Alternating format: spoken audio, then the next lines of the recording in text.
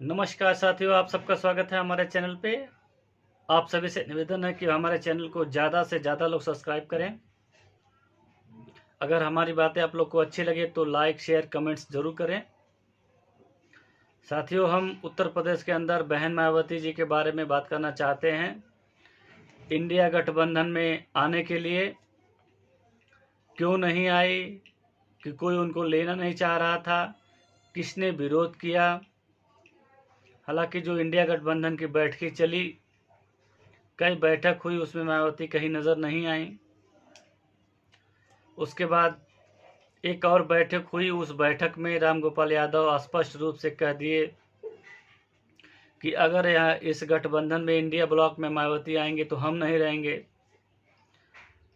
तो 2022 का जो चुनाव हुआ था उसमें जो है समाजवादी पार्टी लार्जेस्ट पार्टी उभर करके आई थी, जिसलिए कांग्रेस उनको छोड़ना नहीं चाह रही थी।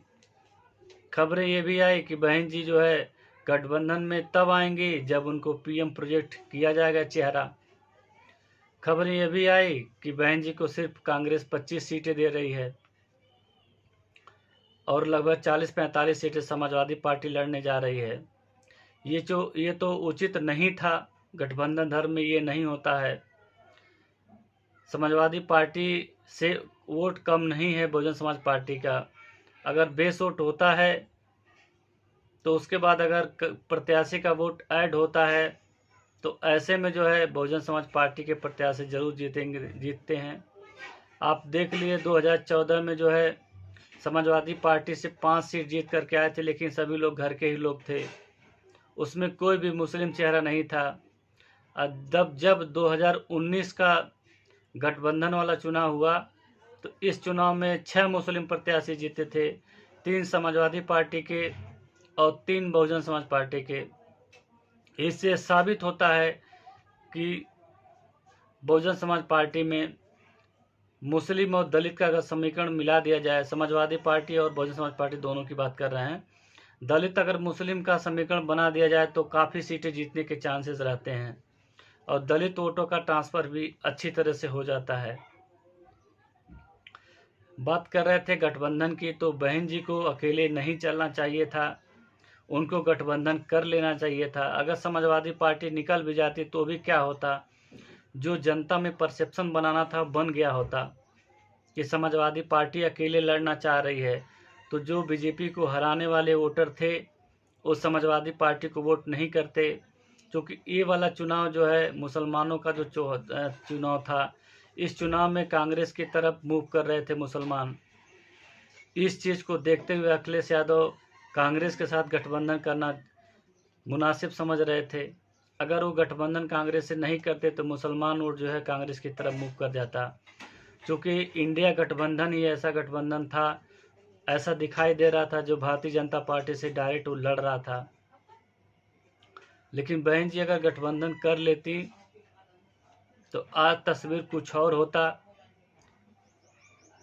पर किन कारणों से वो नहीं की ये तो वही लोग जानते हैं। लेकिन इसमें समाज का जो है बहुत भारी नुकसान हो रहा है। अगर इस तरह से वोटों का बिखराव हो जाएगा विपक्ष का, तो समाजवादी पार्टी, बहुजन समाज पार्टी, कांग्रेस और भी जो रीजनल पार्टियां हैं, अगर इस तरह से वोटों का बिखराव होगा तो भारतीय जनता पार्टी को जीतने से कोई रोक नहीं पाएगा। और भारतीय जनता पार्टी जो है संविधान खत्म करने की जो बात कर रही है, वो संविधान खत्म नहीं कर पाएगी, लेकिन कमज़ोर तो कर देगी। 106 संशोधन संविधान के अंदर हुआ है, तो ऐसे में जो है कमज़ोर तो कर ही देंगे। जब भारतीय जनता पार्टी की तरफ से नारा लगाया गया कि 400 पार, उसके बाद संविधान को बदलेंगे, इसी मुद्दे को उठा करके विपक्ष यानी कि कांग्रेस, समाजवादी पार्टी उत्तर प्रदेश के अंदर ये परसेप्शन बनाने में कामयाब हो गई कि अगर भारतीय जनता पार्टी जीत जाती है तो संविधान बदल दिया जाएगा। संविधान को रोकने वाले, संविधान को मानने वाले हमारे गठबंधन को वोट करें। और ऐसा नज़र भी आया, बहुत सारे ऐसे बहन मायावती के वोटर थे जो समाजवादी पार्टी की तरफ मूव कर गए। बहुत जैसे ज़िले हैं वहाँ पे ऐसा देखने को मिला। मैं आपको बता दूं गोरखपुर में भी वही हाल है, क्योंकि गोरखपुर में बहुजन समाज पार्टी के प्रत्याशी शिवनानी जी को बहुत ज़्यादा बहुजन समाज तवज्जो नहीं दे रहा है। चूँकि बहुजन समाज पार्टी का वोट तो उनके पास इंटैक्ट है, लेकिन उनके जीतने के हिसाब से उनको वोट नहीं मिल पा रहा, चूँकि मुसलमान गोरखपुर के अंदर पूरी तरह से उनके साथ खड़ा नहीं है। 1/4 खड़ा है, बाकी जो है समाजवादी पार्टी की तरफ मूव कर रहा है। यानी कि वहाँ से जो प्रत्याशी हैं काजल निषाद अच्छा चुनाव लड़ती हुई दिख रही हैं। ऐसे में काफ़ी जगह पे हम गए थे, वहाँ से बातचीत हुआ तो लोग बता रहे थे कि इस बार संविधान बचाना है तो हमें बहन जी को छोड़ करके समाजवादी पार्टी को वोट करना है। कारण सिर्फ एक ही है कि बीजेपी का यहाँ पे जीतना नहीं चाहिए। मैंने देखा गोरखपुर के अंदर कि जो कोर वोट है बहन जी का, उस कोर वोट में भी भारतीय जनता समाजवादी पार्टी जो है सेंध लगा चुकी है। दूसरी सीट पे आते हैं, मेरठ के अंदर भी वही हाल है। मेरठ से सुनीता वर्मा समाजवादी पार्टी से चुनाव लड़ रही हैं, तो मेयर भी रह चुकी हैं। उनके पति योगेश वर्मा बहुजन समाज पार्टी के एक अच्छे लीडर थे, विधायक थे, तो उनकी वजह से जाटव समाज का वोट जो है सुनीता आज़ाद की तरफ थोड़ा थोड़ा मूव कर गया है। वही हाल फैजाबाद में भी है। अब फैजाबाद में जो है यहाँ पे फैजाबाद में अवधेश प्रसाद हैं जो कि पासी समाज से आते हैं, और अवधेश प्रसाद जो है बहुजन समाज पार्टी के कद्दावर नेता हुआ करते थे, लेकिन वो समाजवादी पार्टी में चले गए हैं और वो पासी समाज को काफ़ी हद तक इकट्ठा करते करते बहुजन समाज पार्टी के कुछ कोर वोटर को भी वो लेकर के चले गए हैं, जिसकी वजह से बहुजन समाज पार्टी को यहाँ भी नुकसान उठाना पड़ रहा है। और अगली सीट पे आते हैं कौशाम्बी। कौशाम्बी में इंद्रजीत सरोज का बेटा लड़ रहा है, ये भी पासी समाज से आते हैं। अब बहुजन समाज पार्टी के कद्दावर नेता थे इंद्रजीत सरोज, जिसका क्या नाम है असर बहुजन समाज पार्टी के कैडर पे भी गया है।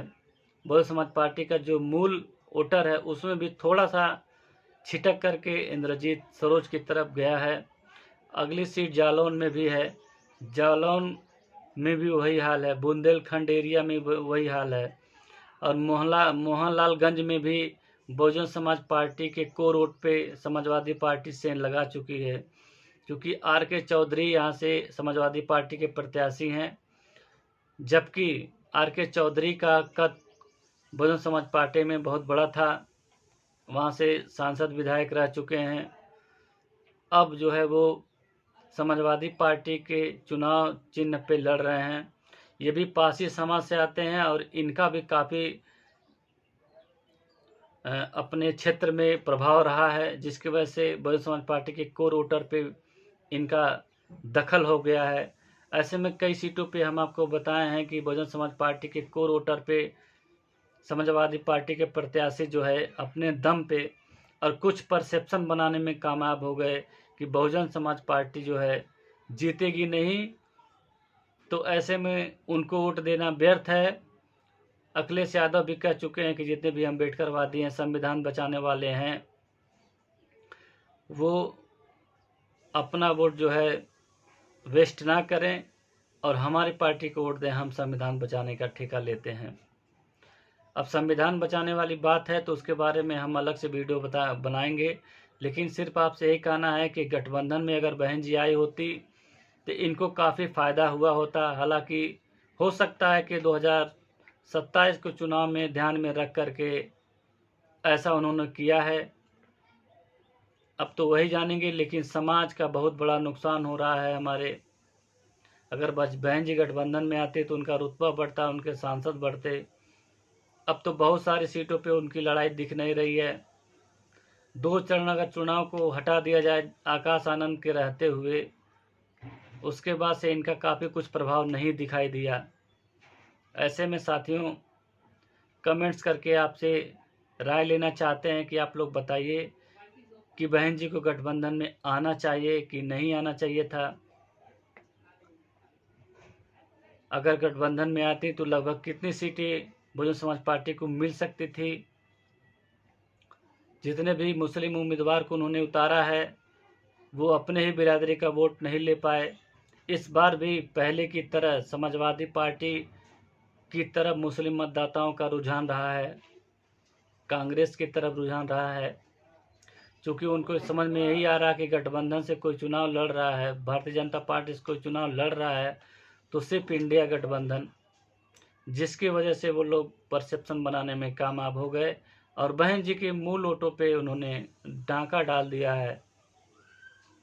अब तो क्या होता है 4 जून को पता चल जाएगा, लेकिन जो अभी तक देखने में आ रहे हैं, जो पता चल रहा है वहाँ से जो खबरें निकल के आ रही यही आ रहा है कि बहन जी का मूल वोटरों पे थोड़ा थोड़ा कहीं कहीं दखल जरूर डाल चुकी है, खासकर समाजवादी पार्टी। तो साथियों ये रहा छोटा सा विश्लेषण। आपको कैसा लगा? हमारे वीडियो को शेयर करें, कमेंट्स करें, लाइक करें, चैनल को सब्सक्राइब करें। धन्यवाद।